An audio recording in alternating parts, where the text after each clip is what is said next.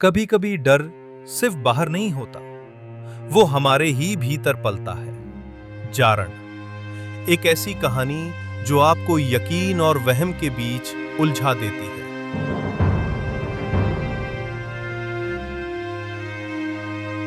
कहानी की शुरुआत होती है राधा से, एक आम सी महिला जो हर रोज की तरह अपनी प्यारी सी बेटी सई को स्कूल भेजती है। लेकिन उस दिन कुछ अजीब था। घर लौटते वक्त हवा में कुछ खामोशियां घुली थी, कुछ ऐसा जो शब्दों में नहीं लेकिन एहसासों में डर बनकर बैठ गया। कट टू साइकेट्रिस्ट का क्लिनिक। राधा बताती है कि उसकी मां उसे गांव बुला रही है। डॉक्टर उसे सलाह देते हैं, जाओ अपने डर से सामना करो।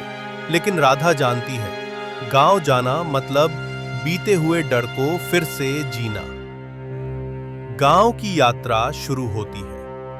सई चुपचाप बैठी है और राधा का फोन बजता है।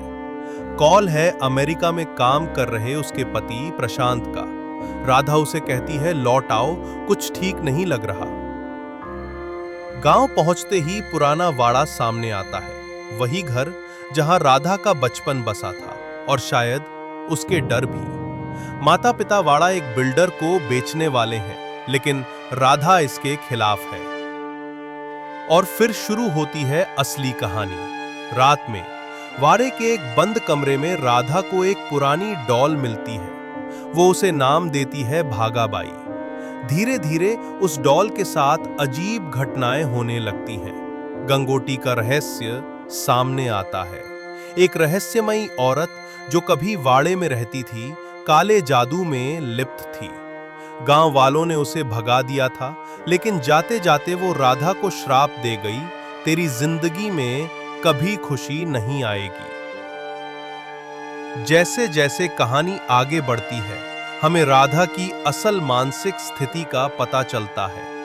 एक चौंकाने वाला मोड़ सामने आता है।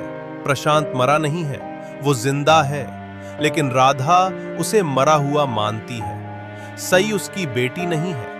राधा का गर्भपात हो चुका था और सई पड़ोस की लड़की है जिसे उसने अपनी बेटी समझ लिया। गंगोटी का भूत या मानसिक भ्रम।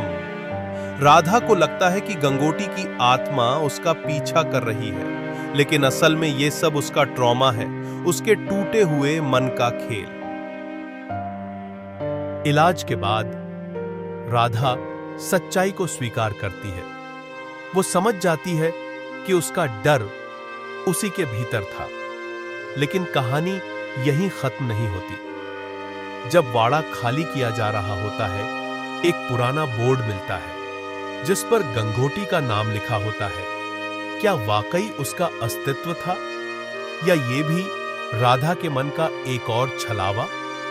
जारण एक साइकोलॉजिकल हॉरर फिल्म जो हमें ये सोचने पर मजबूर करती है, क्या हर भूत डरावना होता है, या कभी-कभी हमारा दिमाग ही सबसे बड़ा शैतान बन जाता है? अगर आपको यह एक्सप्लेनेशन पसंद आया हो तो वीडियो को लाइक करें, कमेंट में बताएं कि आपको गंगोटी असली लगी या भ्रम। और हां, चैनल को सब्सक्राइब करना मत भूलिए। शुक्रिया, और संभल कर रहिए, क्योंकि डर कभी भी लौट सकता है।